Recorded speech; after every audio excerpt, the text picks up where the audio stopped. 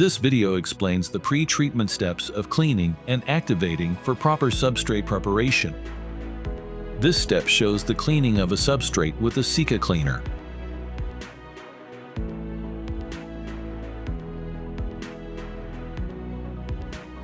This also includes a proper dry wipe step after cleaning.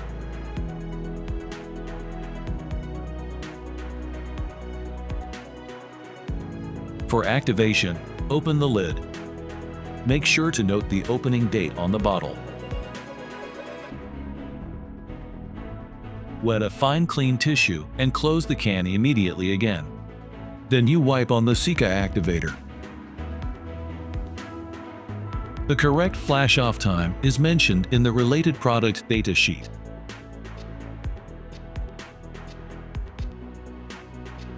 Make sure to note the opening date on the bottle.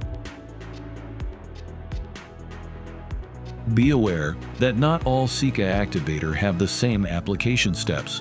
Always seek for Sika's application advised on the product data sheet.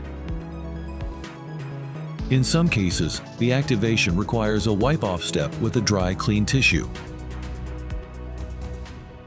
Thank you for watching the video.